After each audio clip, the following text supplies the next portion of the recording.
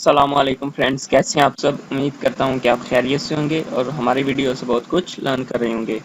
तो आज की इस वीडियो के अंदर हम देखेंगे कि हमने किस तरह से अपनी डाटाबेस को यूज़ करते हुए वैल्यूज़ को सेलेक्ट करना है। तो पिछली वीडियो के अंदर हमने देखा कि हम किस तरह से कनेक्शन को क्रिएट कर सकते हैं। तो चलिए हम वहाँ से आगे ही स्टार्ट करते हैं। तो मैं अपने PHP कोड के अंदर जाता हूँ। तो यहाँ पर मैंने पहले से ही काम किया हुआ है, तो इसको मैं सारे को रिमूव कर देता हूँ।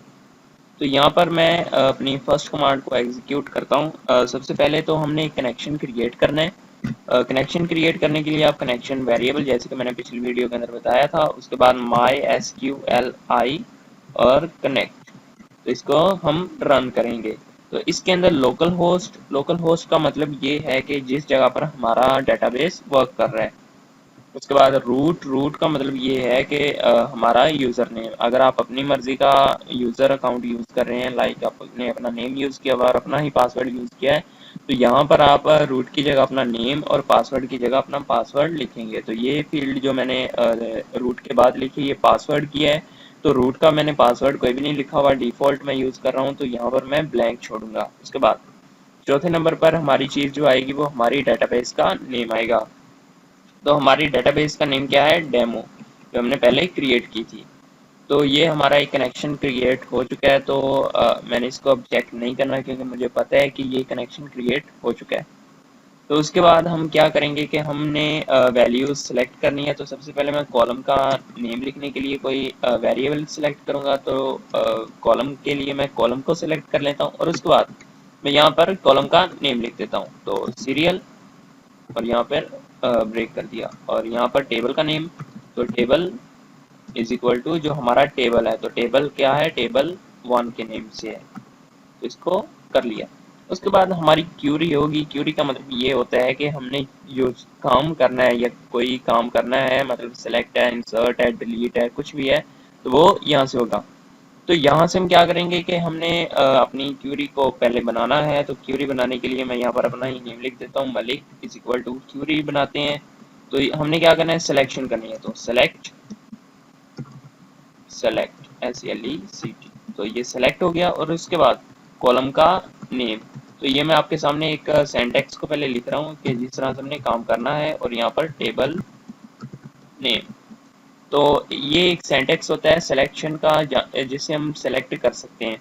तो यहाँ पर मैं अपने नेम्स को चेंज कर देता हूँ। तो यहाँ पर वेरिएबल जो मैंने बनाया है $कॉल और $टेबल TLE, ठीक है।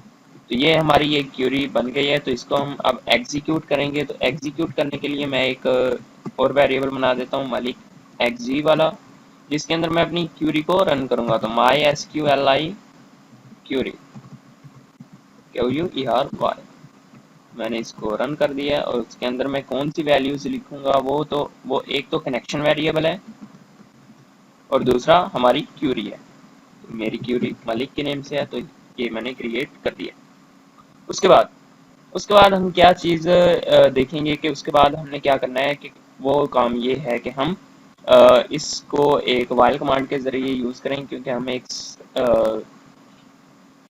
स्पेसिफिक एड्रेस को सेलेक्ट करने लगे हैं। तो मैं यहाँ पर एक वाइल की कमांड को यूज़ करूँगा, यानी कि वाइल लूप को यूज़ करूँगा, और उसके अंदर मैं एक वेरिएबल क्रिएट करूँगा रो नेम का। आप रो कर लें, कुछ भी कर लें, कोई इशू नहीं होगा। उसके अंदर चूंकि ये तमाम का तमाम डाटा एक एरे की शक्ल में सेव हो रहा है, तो हम इसको एक एरे से ही फेच करेंगे। तो उसके लिए जो कमांड है वो है MySQLi fetch, और उसके बाद एरे। उसके बाद इसकी ब्रैकेट के अंदर हमने क्या लिखना है, वो हमने अपनी एग्जीक्यूटेड क्यूरी का नेम लिखना है। तो मलिक और EXE, तो ये मैंने अपनी एग्जीक्यूटेड क्यूरी का नेम लिख दिया। तो यहाँ पर हमने क्या करना है कि हमने एको करना है जो भी हमारी सीरियल नंबर्स हैं। तो मैं यहाँ पे एको करूँगा, और यहाँ पर मैं रो लिखूँगा, रो, और उसके अंदर सीरियल। तो इस तरह से हमने जो भी सीरियल्स को लिखा हुआ है वो हम फैच कर सकते हैं। तो इनको देखते हैं कि क्या वाकई ऐसा होगा। मैं अपनी फाइल को रन करता हूँ, लोकल होस्ट bilal.php। तो मैं इसको रन करता हूँ।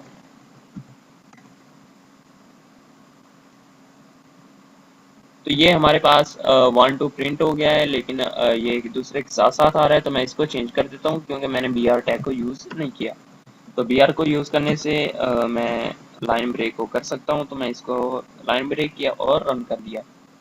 तो ये आपके सामने के 1 और 2 डिफरेंट हो गए, यानी कि ये दोनों हमारे टेबल के अंदर, यानी कि हमारे टेबल के अंदर 2 सीरियल है, तो उसने दोनों को प्रिंट कर दिया है। तो अगर मैं यहाँ से कोई रिकॉर्ड एंटर कर देता हूँ इंसर्ट मैनुअली करके, मैं यहाँ पे कोई रिकॉर्ड एंटर कर देता हूँ लाइक नबील, और उसका पासवर्ड 1 2 3 4 5 कर देता हूँ। इसको मैंने रन किया, तो यहाँ पर अब ये एक और रिकॉर्ड ऐड हो चुका है। तो अब मैं इसको रन करके देखता हूँ। तो इसको मैंने रिलोड किया और यहाँ पर 3 आ गए, क्योंकि उसने तीसरे रिकॉर्ड को भी शो कर दिया कि भाई आपकी डेटाबेस के अंदर 3 रिकॉर्ड हो चुके हैं। उसके बाद अगर हम ये जो मेथड है, इसकी मदद से हम सिर्फ और सिर्फ अपनी सीरियल्स को या अपने नेम्स को या अपने टैब्स को सिंगल सिंगल करके एक्सेस कर सकते हैं। लेकिन अगर हम चाहते हैं कि हम अपने नेम्स को सारे के सारे टैब्स को एक ही बार में सेलेक्ट कर लें, तो उसके लिए आप क्या करें कि आप कॉलम नेम के अंदर स्टैटिक का साइन यूज कर दें। स्टैटिक के साइन से ये होगा कि आप तमाम के तमाम कॉलम्स को सिलेक्ट कर लेंगे। उसके बाद इसको हम नीचे कर देते हैं और इसको हम मजीद एग्जीक्यूट करेंगे और ये हो गया।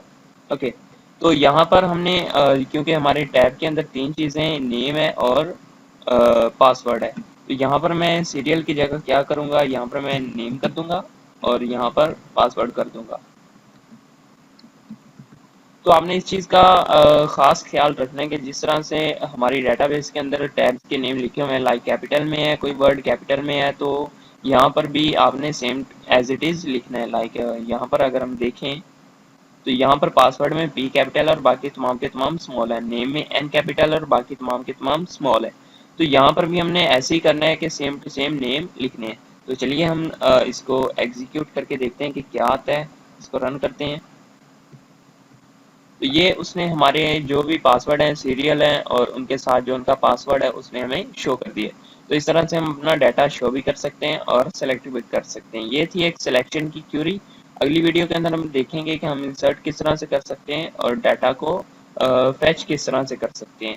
तो अगली वीडियो के अंदर हम थोड़ा सा मजीद एडवांस की तरफ चलेंगे। तो आई होप सो कि आपको ये वीडियो अच्छी लगी होगी। अगर आपको ये वीडियो अच्छी लगी है तो इसके बारे में कमेंट दें और अपनी इम्प्रूवमेंट के लिए, यानी कि वीडियो की इम्प्रूवमेंट के लिए आप मज़ीद हमें बताएं कि हम आपके लिए मज़ीद क्या करें और आपको किस तरह से हम डाटा पेश करें कि आपको वो समझ आए, क्योंकि आपको करवाना ही हमारा मकसद है। हमने तो सीख लिया, लेकिन आपको सिखाना अब हमारा मकसद है, ताकि आप भी अपनी लाइफ के अंदर आगे बढ़ सकें। तो आई होप सो कि आपको सिलेक्शन की क्यूरी का पता चल गया होगा कि हमने किस तरह से काम किया है। तो मिलते हैं आपके साथ अगली वीडियो के साथ।